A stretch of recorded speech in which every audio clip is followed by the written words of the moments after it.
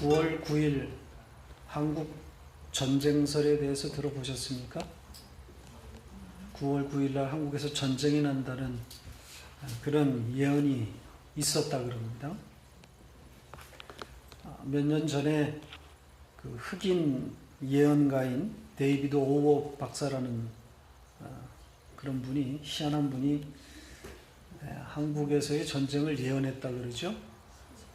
꿈과 환상을 통해서 북한군이 미사일 같은 것으로 한국, 남한을 공격하는 그런 장면을 선명하게 봤다고 그러고, 또 그 장면을, 그 꿈과 그 이야기를 여러 한국 목사님들, 신비주의 목사들이겠죠, 불러서 상세하게 설명했다고 그럽니다.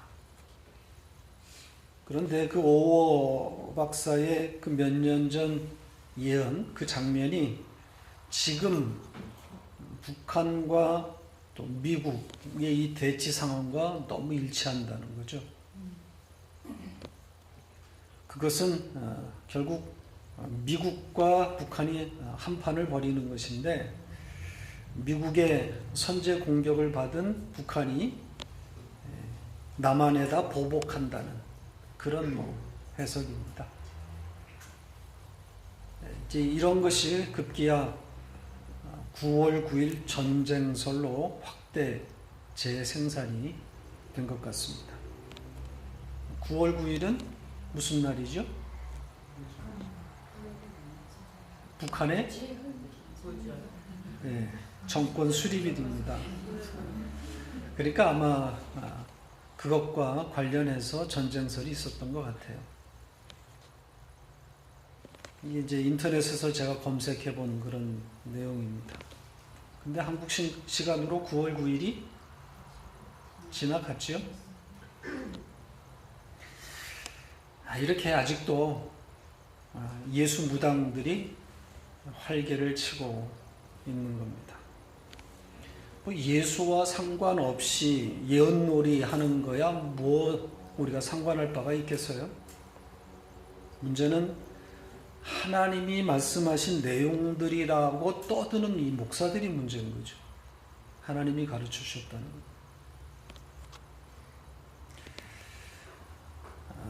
막내가 한국에 간 지 벌써 7년째입니다. 이번에도 이 아들은 한국 전쟁에 대해서 걱정을 합니다. 물론 이전보다는 많이 무디어졌어요. 2010년 지금도 못 잊어요. 한국에 간 지 얼마 안 됐는데 당장 캐나다 오겠다고. 왜냐하면 연평도 사건이 터졌거든요. 난리 법석을 떨었던 그런 녀석인데, 이번에는 우스갯소리로 지 엄마한테 전쟁 나면 캐나다 대사관에 가면 살 수 있나? 뭐 그러더래요. 근데 정작 전쟁설의 D-Day인 9월 9일 날 새벽에 러시아로 갔습니다. 사할린에 원정 경기가 있어서 지금 러시아가 있어요. 한국을 떠난 거죠. 하나님으로부터 예언을 받았다고 하는 이 예수 무당들과 그 추종자들이 말하는 예언의 목적이 뭡니까? 왜 하나님이 그들에게 알려주신 거예요?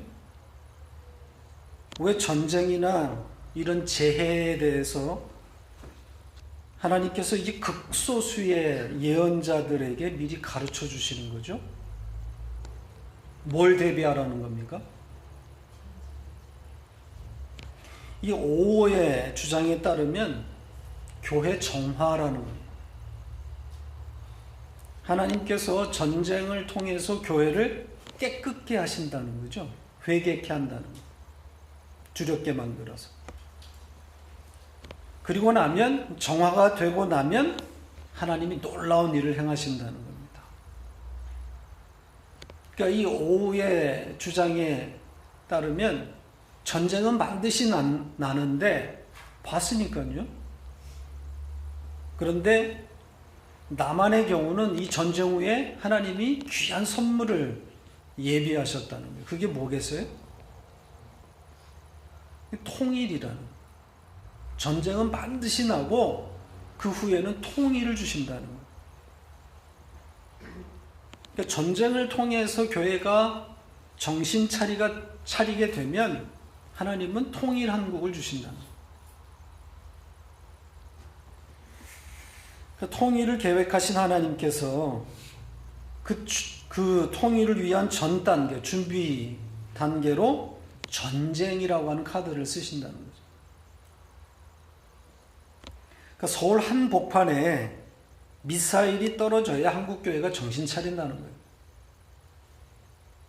한 방을 맞고 나면 교회가 비로소 회개하고 수많은 인명피해가 난 후에 그때 하나님께 무릎 꿇게 된다는 거예요. 선지자를 통해서, 예언자를 통해서 미리 가르쳐서 그때를 준비할 깨어있는 백성을 지금 모으고 있다는 거죠. 그러니까 전쟁은 반드시 올 것인데 그때를 위해서 기도로 준비하는 그런 백성들이 필요하다는 그런 논리예요. 그럴듯해요.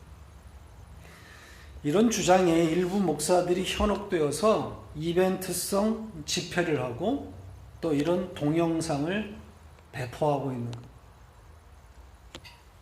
정신 차려야 한다는 그런 명분이 좋잖아요. 한국교회가 정신 차려야 되니까. 자, 이런 부류의 주장의 최대 맹점이 어디에 있습니까? 복음을 모르는 사람들의 결정적인 취약점이 뭐예요? 양육을 모르는 거죠. 신앙생활이 뭔지 모르는 거예요. 성경이 뭘 말씀하고 있는지를 전혀 감을 못 잡고 있는 거예요. 전쟁을 통해서 교회를 정화하고 또 정화된 교회가 새 시대를 여는 그런 이야기를 성경이 말하고 있나요?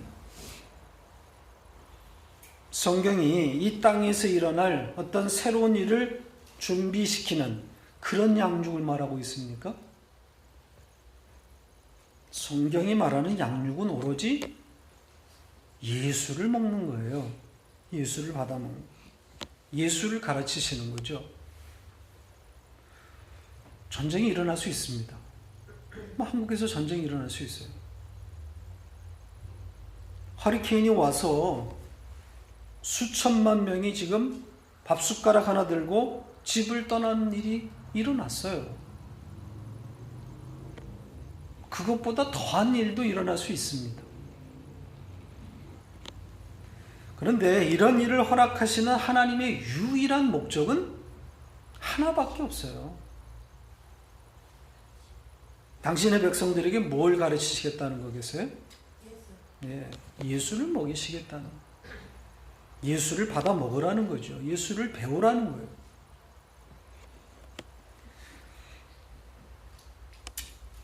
하나님이 전쟁에 대해서 미리 이렇게 예언으로 보여주고 알려줬다고 하는 이들에게서 예수를 찾아볼 수가 없어요.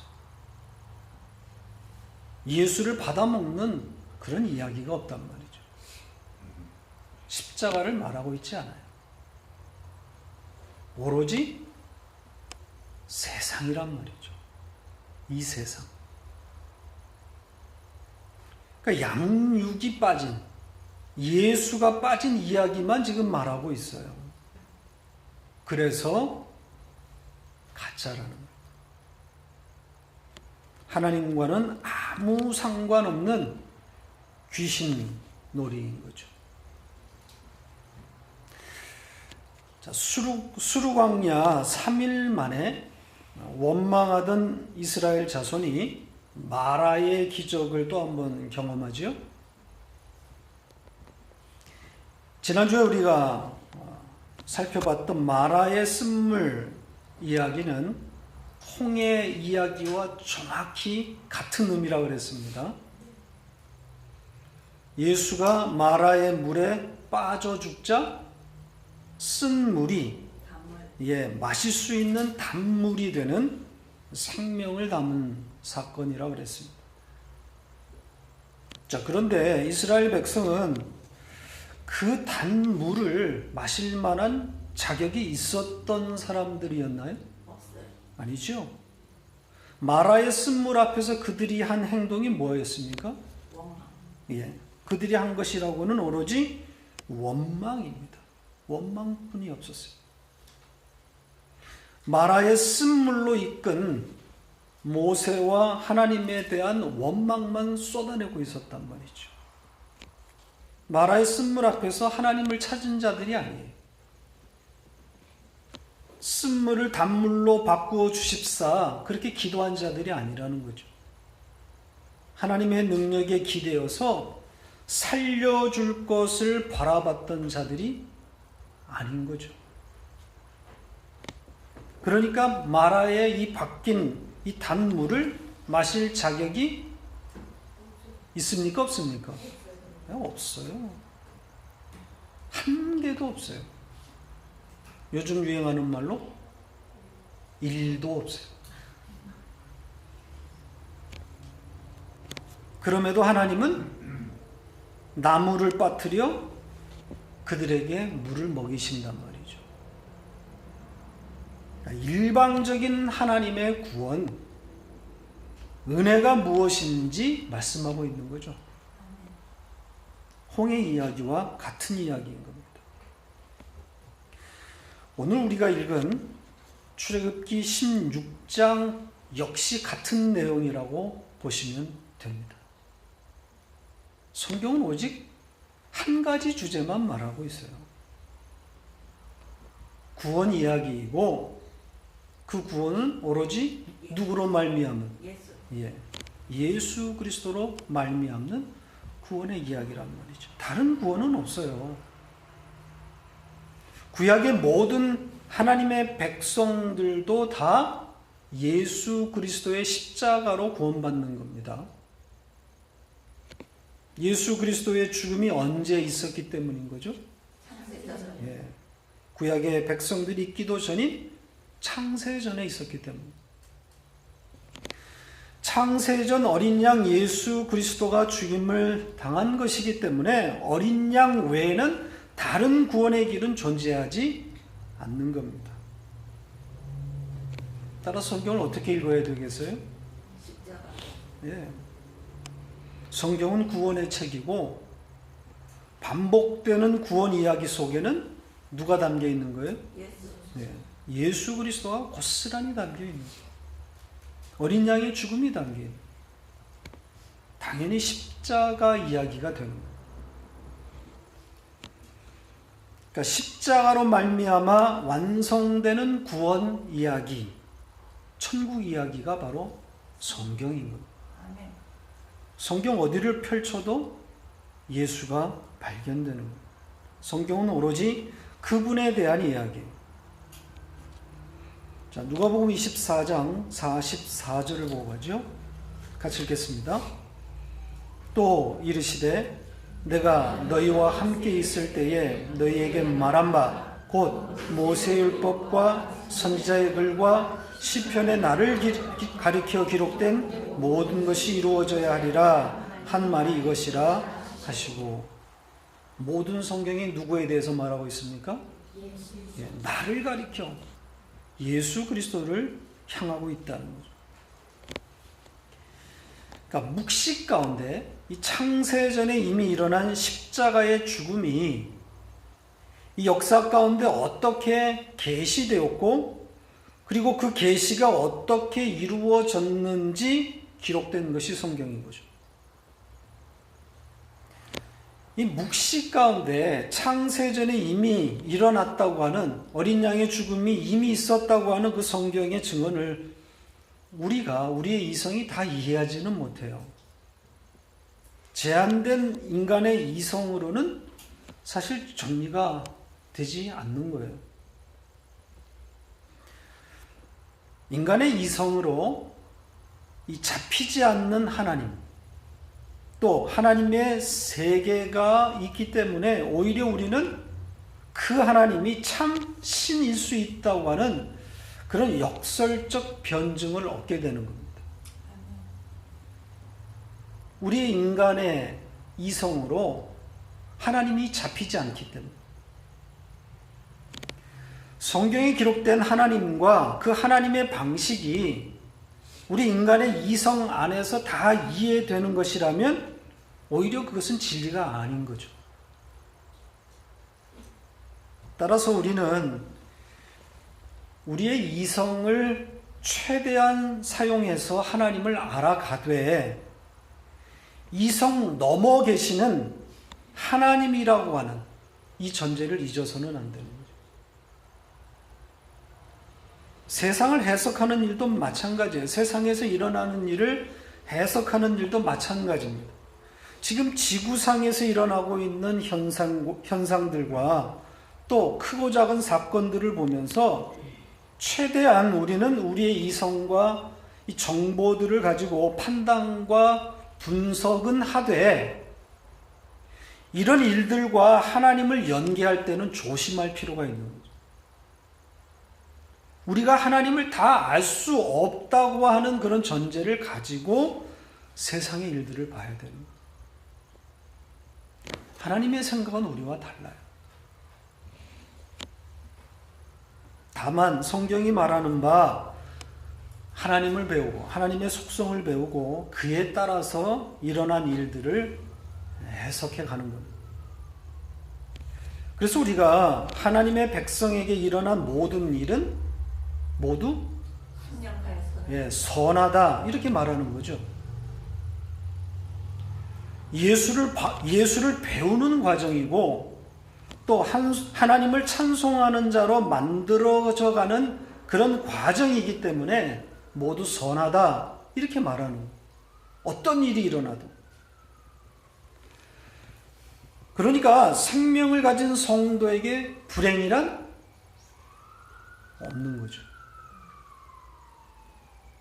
이 생명 없는 자의 눈에는 이 하나님의 백성에게 일어난 이 불행으로 보이는 일들, 그런 것도 성도에게는 복이고 선인 겁니다.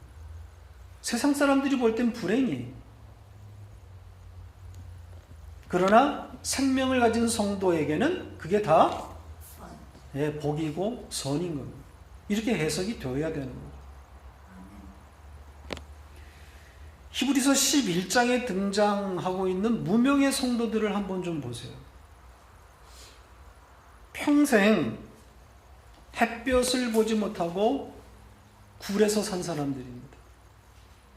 낮에는 돌아다닐 수가 없기 때문에.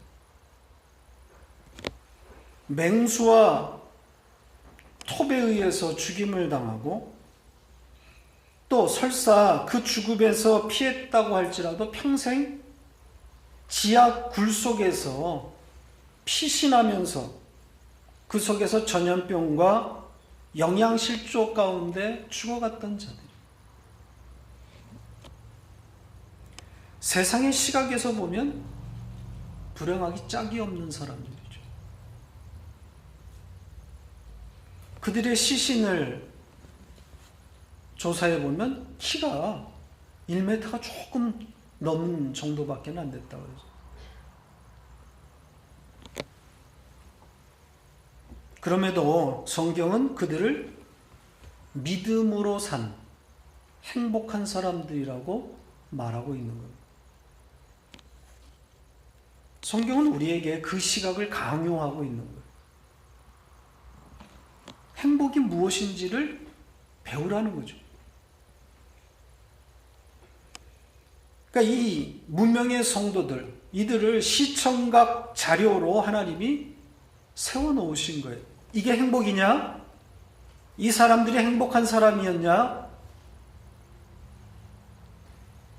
말도 안 되는 그들을 세워놓고 성경은 우리에게 강요하고 있는 거죠. 이게 행복이다. 이 비참한 이들의 삶, 그리고 이 비극적인 종말을 그렇게 죽어간 이들을 성경은 잘 살다 간 사람들이라고 말하고 있는 거예요. 행복한 사람이라는 거죠. 며칠 전에 행복한 사람이란 노래를 만들었던 가수 조동진 씨가 죽었죠. 그가 복음을 안 사람인지는 모르지만 그 노래 가사에 이런 내용이 있습니다. 이 행복한 사람이라는 노래, 울고 있나요? 당신은 울고 있나요? 아, 그러나 당신은 행복한 사람. 이렇게 노래가 시작이고, 세상은 부자를 잘 산다고 그렇게 표현합니다. 돈이 많으면 행복하다라고 생각하고 있는 거예요. 그러나 잘 산다는 것은 그것과는 아무 상관이 없는 거죠. 부자가 잘 사는 게 아니잖아요. 예수를 받아먹는 하나님의 백성만 잘 사는 거예요. 성도만 행복한 겁니다. 이 물샘 12과 70의 종려나무 어디였죠? 엘림입니다. 이 엘림을 떠나서 이스라엘 백성들이 들어가는 곳이 어디입니까? 하나님께서 이스라엘을 어디로 인도했죠? 네, 신광야입니다. 엘림과 시내산 사이에 있는 신광야로 인도하셨습니다.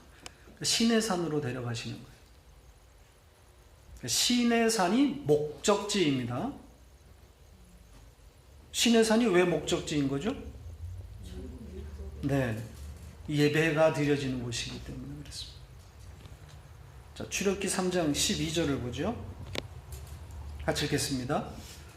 하나님이 이르시되 내가 반드시 너와 함께 있으리라. 내가 그 백성을 애굽에서 인도하여 낸 후에 너희가 이 산에서 하나님을 섬기리니 이것이 내가 너를 보낸 증거니라. 이 산에서 하나님을 섬기게 할 것이다. 예배하게 된다는 거예요. 여기서 제사가 있는 거예요. 이 산, 하나님께서 모세를 부르시고 있는 장면이거든요. 여기에 산은 호렙산이고 이 호렙산은 곧 신의 산이라고 그랬습니다. 그러니까 이 산으로 하나님께서 인도하시겠다고 하는 내용이에요. 이 산에서 하나님을 예배하게 되는 거죠.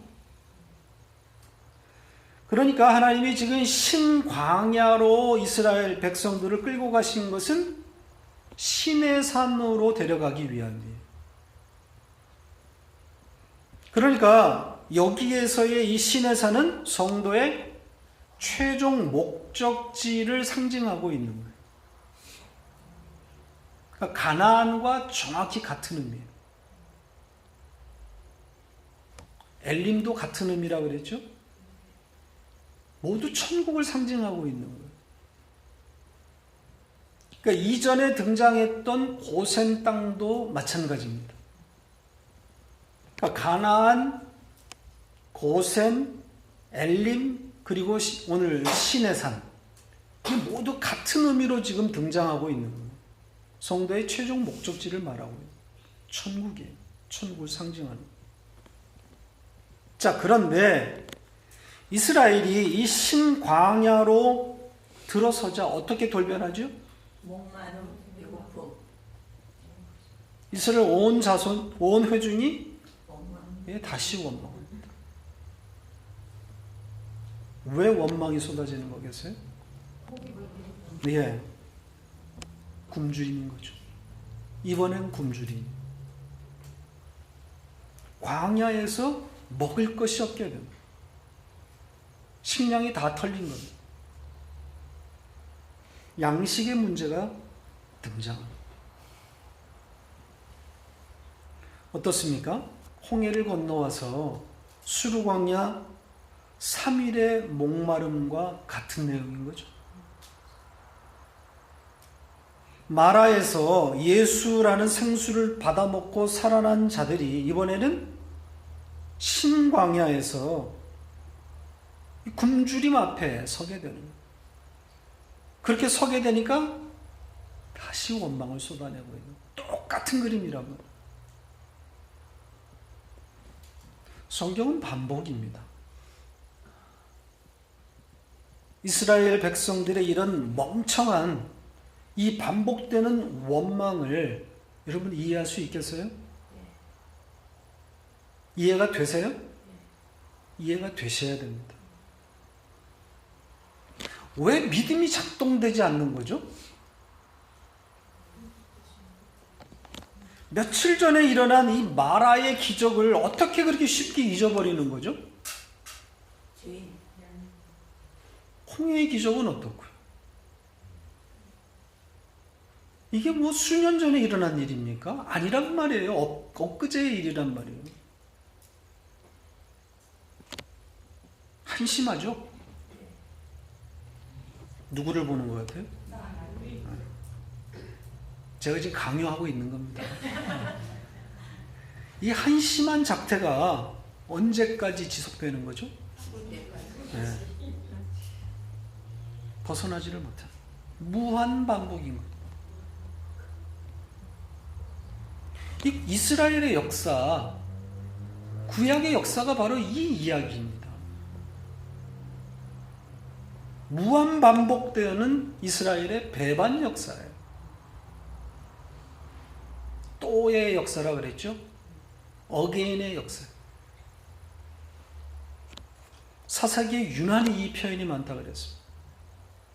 한 구절만 보고 갈까요? 사사기 3장 12절 같이 읽겠습니다. 이스라엘 자손이 또 여호와의 목전에 악을 행하니라.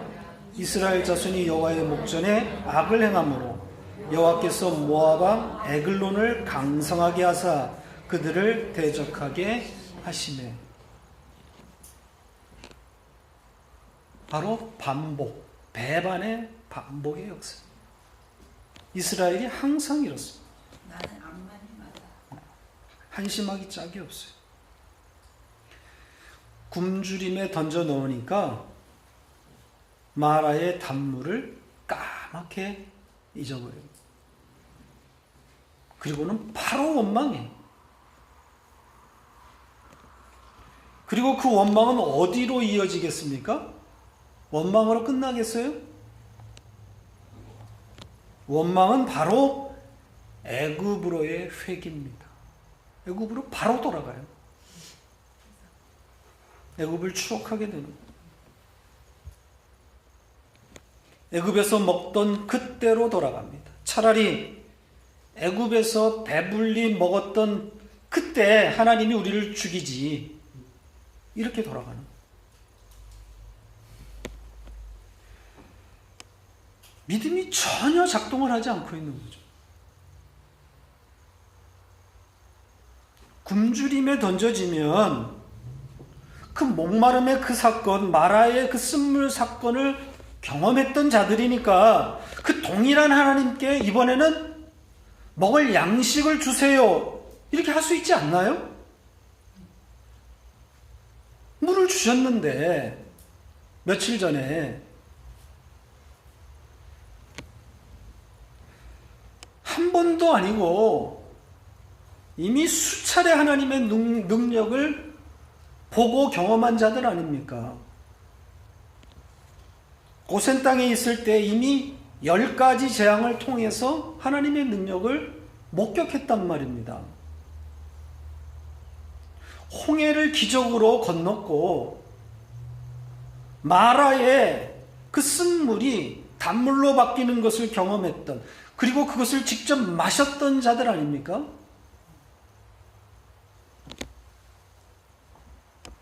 그런데 믿음이 작동을 안 해요.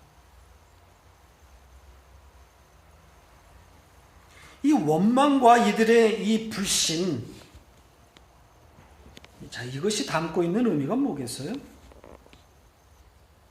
이게 바로 인간의 본질을 말하고 있는, 뼛속까지 죄인이라. 인간에게서는 어떤 선함도 믿음도 나오지 않는다는 겁니다. 자기의 의의를 자랑할 수 없는 자들이라는 거죠. 하나님께 도달할 수 있는 어떤 의도 없다라는 거예요.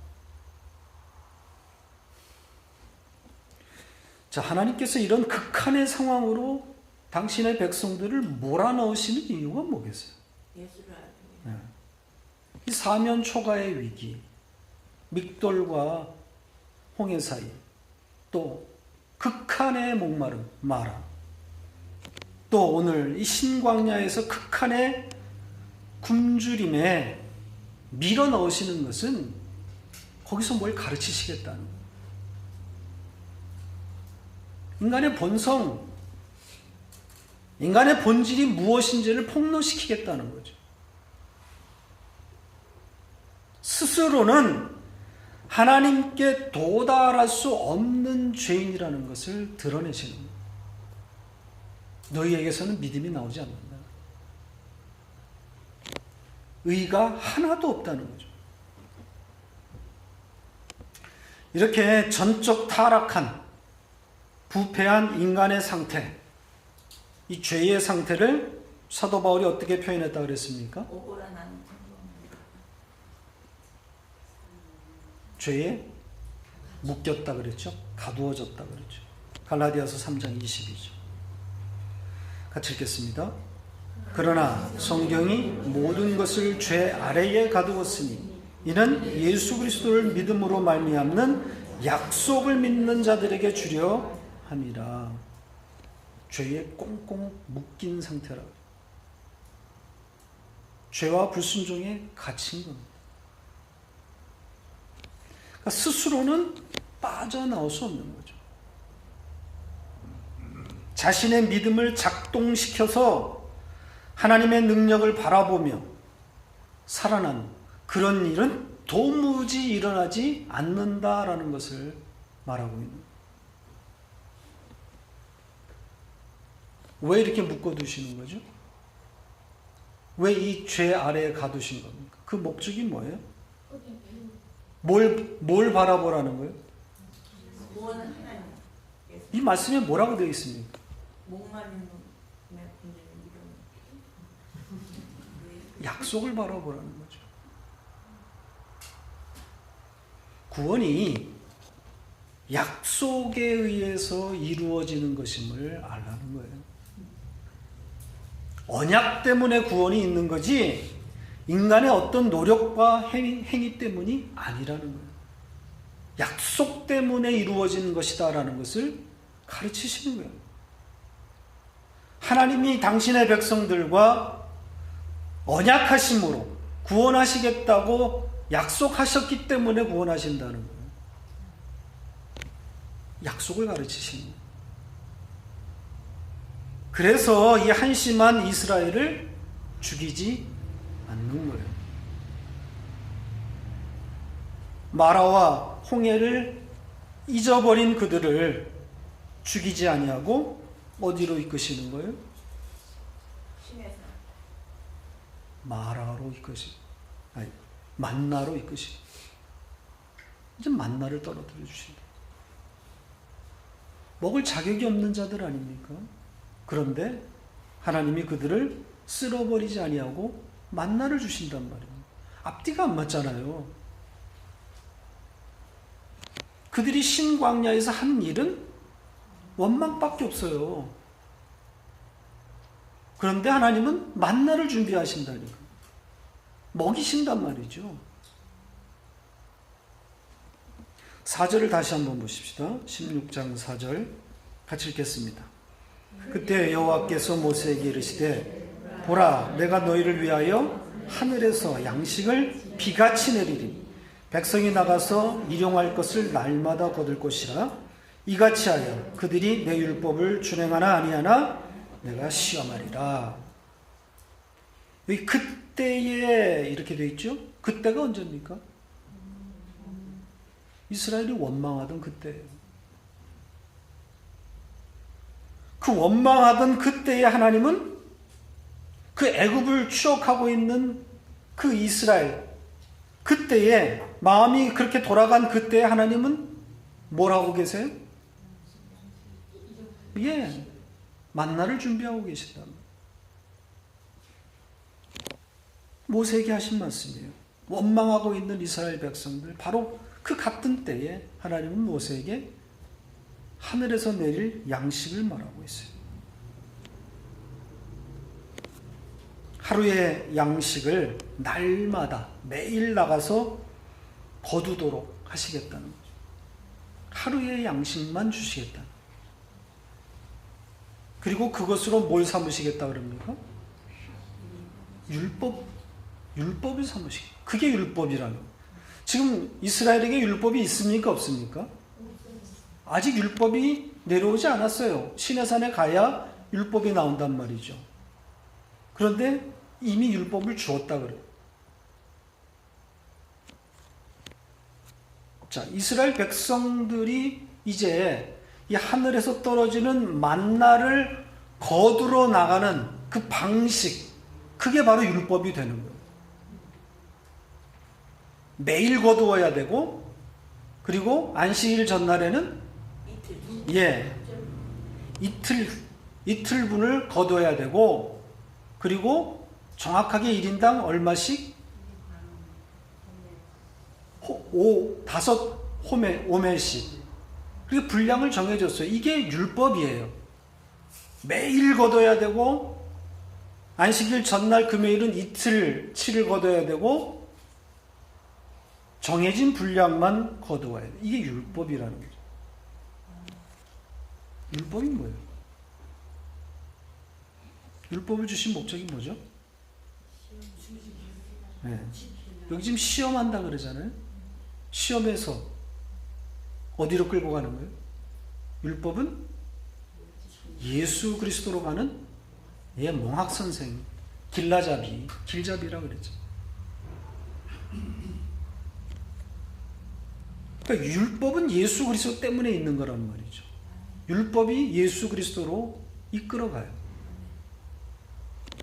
그러니까 예수가 필요하다는 것을 알게 하기 위해서 율법이 있는 거란 말이죠. 지금 여기에 일용할 양식, 매일 먹어야 되는 이 양식이 바로 산떡이신 예수 그리스도를 상징하고 있는 거예요. 그 떡으로만 사는 자들이라는 거죠. 매일 먹어야 되는 거예요. 그래서 매일 주우러 나가는 거예요. 한꺼번에 줍지를 않고. 그렇게 매일 나가서 정해진 양만 줍고, 안식일 전날에는 이틀분의 그 양을 주우라고 그렇게 율법이 주어졌는데, 근데 이스라엘이 지킵니까? 안 지킵니까? 이게 어려워요? 쉬워요? 언뜻 보기에는 쉽지 않습니까? 못 지켜낸단 말이에요. 참 이상하죠? 지켜낼 수 있을 것 같은. 다음 시간에 우리가 자세히 살펴보겠지만, 욕심들이 생겨가지고 1인당 5오매를 거두라고 했는데 어떻게 해요? 더 걷어가지고 걸려나요. 더 거둬요. 왜 더 걷는 거예요? 욕심. 그렇죠? 그리고 의심. 내일 또 내릴까?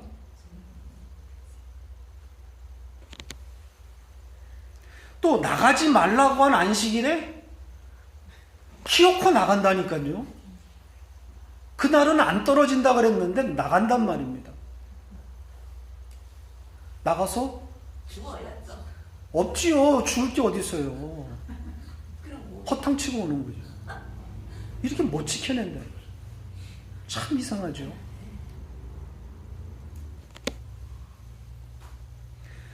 그러니까 이 율법을 지키지 않고 거둔 이 초과된 분량, 먹지도 못하면 남는 거예요. 어떻게 됩니까? 썩어버린다 그러잖아요. 안식일에 나간 자는 만나를 만나지 못해요. 이렇게 폭로되는 거예요. 율법을 주면 지켜낼 수 없다라는 것이 다 드러난다. 이렇게 율법을 지켜서 구원받는 것이 아니라 하늘에서 떨어지는 일방적인 그 하나님의 그 양식 만나를 받아 먹는 것으로 구원된다는 것을 말하고 있는 거예요. 너무나 명확하지 않습니까? 구원은 오직 만나이신 예수 그리스도로 말미암아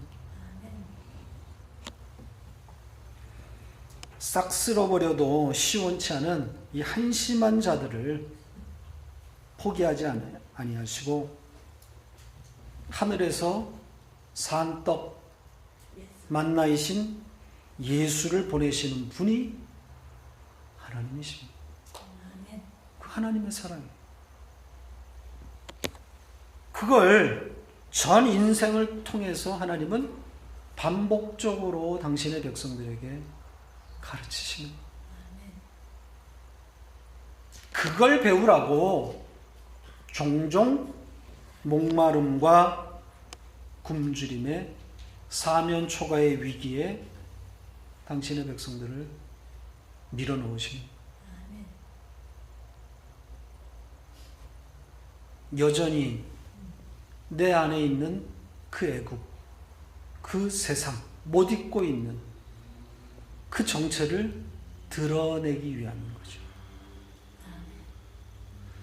만나를 받아 먹고 홍해를 건너고 마라의 단물을 마실 때는 몰라요. 내가 굉장히 믿음 있는 자인 줄로 착각해요. 기적을 막 경험하고 하나님의 말씀이 막 쏟아져 들어올 때는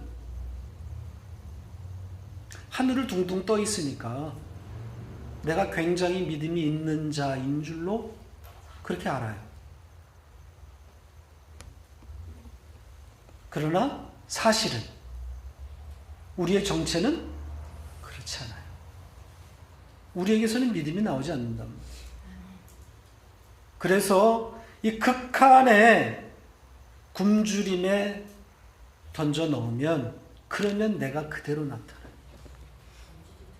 네. 그래서 하나님이 종종 우리를 그 자리로 밀어넣어요. 네 꼬라지를 알라는 거죠. 네 믿음의 정체를 보라는 거예요. 거기서 우리의 의는 하나도 없구나. 내 의는 하나도 없구나. 나에게서는 의가 단 1도 나타나지 않는구나. 이걸 알게 되는. 그래서 거기서 예수만 붙들게 되는. 예수의 의만 붙들게 되는. 그렇게 포기하지 아니하시고 우리를 찾아오셔서 억지로 먹이시는 그 하나님을 찬송하기를 원합니다. 그 하나님의 일방적인 구원 행위를 찬송하는 그런 한 주간 되시기를 바랍니다.